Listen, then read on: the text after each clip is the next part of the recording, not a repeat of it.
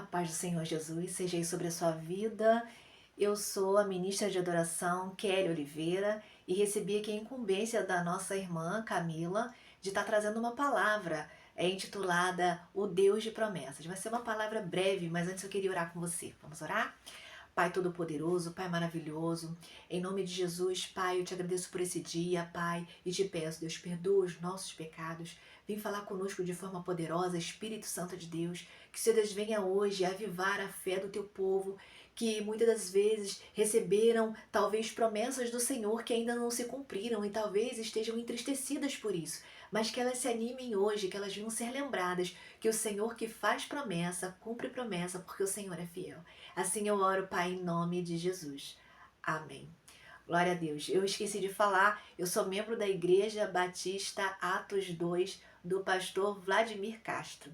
E, como eu disse, né, o tema da palavra é o Deus de promessas. Gênesis 9, eu vou ler o 9, do 8 ao 11, que diz assim: Então disse Deus a Noé e a seus filhos que estavam com ele: Vou estabelecer a minha aliança com vocês e com os seus futuros descendentes, e com todo o ser vivo que está com você, as aves, os rebanhos domésticos, os animais selvagens, todos os que saíram da arca com vocês, todos os seres vivos da terra. Estabeleço uma aliança com vocês, nunca mais será ceifada nenhuma forma de vida pelas águas de um dilúvio, nunca mais haverá dilúvio para destruir a terra.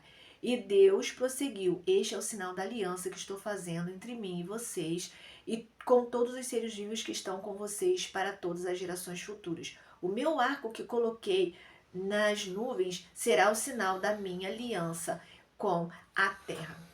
Aqui Deus ele vem falar com Noé, não é? E ele vem fazer uma aliança com Noé. Mas antes, eu não sei se você conhece a história, se você sabe, você já deve ter ouvido falar, mesmo se você não é um cristão, uma cristã, você já deve ter ouvido falar da história da Arca de Noé. Mas que homem foi esse? Por que ele construiu a arca? Não é? Noé vivia no meio de um povo que era um povo que desagradava muito a Deus. E a família de Noé era uma família que adorava a Deus, uma família que amava a Deus. E ali ele vivia em volta de pessoas que não davam a mínima para Deus, não se importavam com Deus, não queriam adorar a Deus, queriam viver suas próprias vidas, vidas que desagradavam ao Senhor, eram pessoas violentas, pessoas maldosas, e tudo isso estava entristecendo demais o coração de Deus. Os pecados daquelas pessoas, porque elas não pecavam só contra elas mesmas, mas contra as outras pessoas. Elas eram maldosas, elas eram perversas. E essa perversidade, toda essa maldade, todo esse pecado subiu até Deus e Deus ficou muito chateado com isso. Deus se arrependeu de ter criado o ser humano e Deus quis destruir aquele povo, mas ele se lembrou de Noé e de sua família. Então ele falou com Noé: Noé, constrói uma grande arca. E Noé ficou, Noé ainda era jovem, seus filhinhos pequenos, começou a construir uma arca. Deus deu todo o direcionamento para ele, Deus orientou de como buscar os materiais. E ele foi construindo a arca, e isso demorou aí aproximadamente uns 40 anos ele construindo a arca. Depois da arca construída, Deus deu ordem, não é? Coloque os animais dentro da arca, um par de cada espécie. E assim ele fez. Coloque suprimento, e assim ele fez. E depois ele falou: agora você e sua família entrem dentro da arca. Mas ao longo de todo esse tempo, essas dezenas de anos, ele ficou falando com o povo: vocês estão em pecado, vocês precisam se voltar para Deus. E o povo ria dele. Eles falaram: para que você está construindo essa embarcação? O que é isso? Ele falou: é porque vem uma grande chuva que vai matar todos na terra. E eles tinham Noé como louco. Eles riam de Noé. Até que um dia aconteceu. E Deus deu ordem para eles entrarem. Eles entraram e a porta da arca se fechou, a água começou a cair, porque naquele tempo só tinha orvalho que molhava a terra, não tinha chuva. E o povo ficou assim: não existe chuva. Mas quando eles viram a chuva, eles acreditaram, entenderam que ele não era louco. A chuva foi se tomando, enchendo tudo. E eles, quando eles estavam quase se afogando, eles começaram a bater na porta da arca. Mas Deus havia lacrado aquela porta e ninguém mais podia entrar nem sair.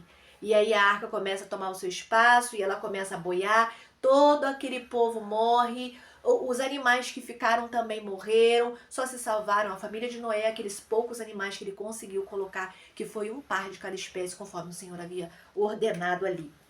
Não é? Mas depois, quando as águas elas voltaram para o seu lugar e Noé ele pôde sair, ele pôde estar com o Senhor, então Deus ali, ele faz essa aliança com o Noé. Ele fala, nunca mais os animais vão morrer pela água de um dilúvio, nunca mais o ser humano vai morrer, vida nenhuma vai morrer pela vida de um dilúvio. E esse é o sinal que eu coloco. Eu coloco o arco-íris para que toda vez que aparecer o arco-íris, eu olhe e eu veja a aliança que eu fiz com Noé.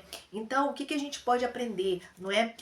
Gênesis 9, ele marca um novo começo para a humanidade e a criação após o dilúvio, um novo começo. Deus está dando uma nova oportunidade para as pessoas. Deus faz a promessa de paz e não mais de destruir a terra com o dilúvio. Deus simboliza essa aliança através de um sinal que foi o arco-íris, não é? Que é um lembrete da graça e da misericórdia de Deus pela humanidade ou por todos nós. Essa aliança aponta para a promessa da nova aliança em Cristo Jesus. Olha que coisa interessante, que coisa linda.